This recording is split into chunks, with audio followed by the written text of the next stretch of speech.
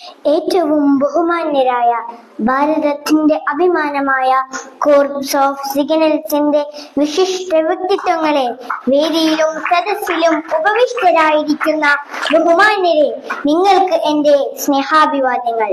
നാം ഏവരും വളരെ അധികം ഗൗരവത്തോടെ മനസ്സിലാക്കുകയും ഉൾക്കൊള്ളുകയും ചെയ്യേണ്ടുന്ന സുപ്രധാനമായ ഒരു വിഷയത്തെ പുരസ്കരിച്ചാണ് ഇന്നു ഞാൻ സംസാരിക്കുന്നത്.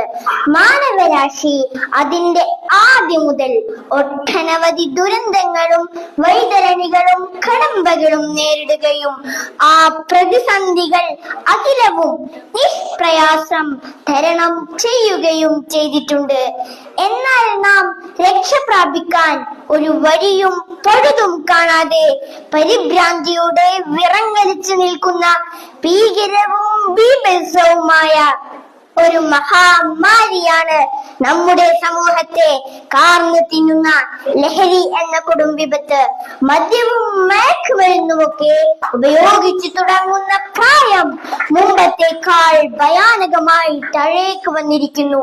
16ഉം 17ഉം ഒക്കെ ആയിരുന്നത് ഇപ്പോൾ 12ഉം 14ഉം വയസ്സായി കുറഞ്ഞിരിക്കുന്നു. ലഹരി ഉപയോഗം മാരകമായ ഒരു വിപത്തായി മാറിയിരിക്കുന്നു.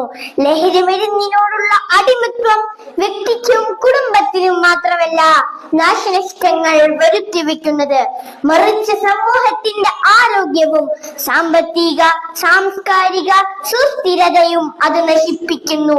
തുടക്കത്തിൽ രസത്തിനും കൗതുകത്തിനും ഉപയോഗിക്കുന്ന ലഹരി മരുന്നുകൾ കവർന്നെടുക്കുന്നതും തകർത്തെറിയുന്നതും ജീവിതത്തിന്റെ സർവ വർണ്ണങ്ങളെയും അഭിലാഷങ്ങളെയുമാണ്. ദൈവത്തിന്റെ സ്വന്തം നാട് എന്ന് വിളംബരം ചെയ്ത വർത്തമാനകാല കേരളത്തിന്റെ കൗമാരവും യൗവനവും ലഹരി എന്ന ചെകുത്താന്റെ കരാളക്കരങ്ങളിൽ പെട്ട് നട്ടം തിരിയുന്നു.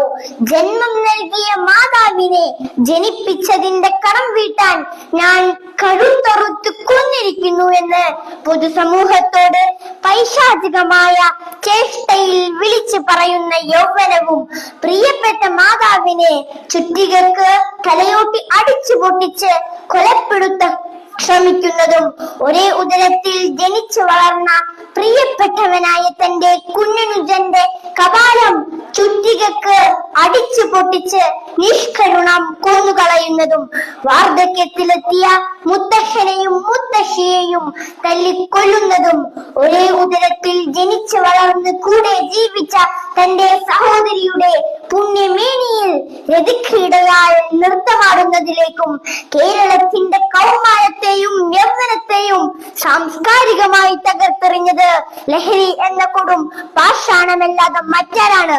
പറക്കമുറ്റിയിട്ടില്ലാത്ത, ജീവിതത്തിലേക്ക് കാലെടുത്ത് വെച്ചിട്ട് പോലുമില്ലാത്ത 10ാം ക്ലാസ്സിലെ പാവം ഷഹബാസിന്റെ കണ്ണ് കുത്തി പൊട്ടിച്ചിട്ടും കലിയടങ്ങാതെ തല്ലിക്കൊല്ലാൻ സോഷ്യൽ മീഡിയ വഴി ഭീകരമായി ആഹ്വാനം നടത്തിയവർ അവസാനം കൊന്നു കൊലവിളിച്ച് സംഹാരത്താണ്ഡവ നൃത്തമാടുന്ന വർത്തമാനകാല കേരളത്തിന്റെ ലക്കും ലഗാനവും ഇല്ലാത്ത രാസലഹരിയാൽ ഭ്രാന്ത് പിടിച്ച കേരളത്തിന്റെ കൊടൂര കൗമാരമേ, എവിടേക്കാണ് നിങ്ങൾ പോകുന്നത്?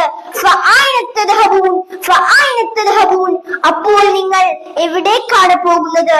സിന്തറ്റിക് രാസലഹരിയുടെ ഉന്മാദത്തിന്റെ തമോഗർത്തത്തിൽ തകർന്നടിയും മുൻപ് തിരിച്ചു വിളിക്കേണ്ടിയിരിക്കുന്നു ഈ സമൂഹത്തെ. തിരിച്ചു നടത്തേണ്ട കാലം ഭീകരമായി അതിക്രമിച്ചു പോയിരിക്കുന്നു. അക്രമത്തിനും അരാജകത്വത്തിനും ലഹരിയുടെ ഉന്മാദത്തിനും പ്രോത്സാഹനം നൽകുന്ന, അതിനെ ഗ്ലോറിഫൈ ചെയ്യുന്ന സിനിമകൾ, സീരിയലുകൾ, കഥകൾ, നോവലുകൾ, സാഹിത്യങ്ങൾ ഒന്നും തന്നെ നാം പ്രോത്സാഹിപ്പിക്കരുത്.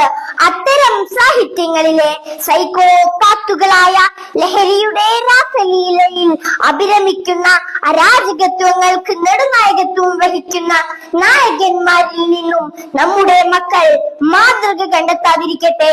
നമ്മുടെ മക്കളെ അവയുമായി സമീപിക്കാൻ പോലും നാം അനുവദിക്കരുത്. കുഞ്ഞുനാളിലെ ഈ അവബോധം നമ്മുടെ മക്കൾക്ക് കർശന ഭക്ഷണമായി പകർന്നു നൽകുക. ജീവിതമാണ് ലഹരി, ജീവിതമാണ് ലഹരി എന്ന സുന്ദരമായ പരമാർത്ഥം നാം ജീവിതത്തിലേക്ക് പകർത്തുന്നതോടൊപ്പം മറ്റുള്ളവരിലേക്ക് പകരാനും നാം പ്രയത്നിക്കുക.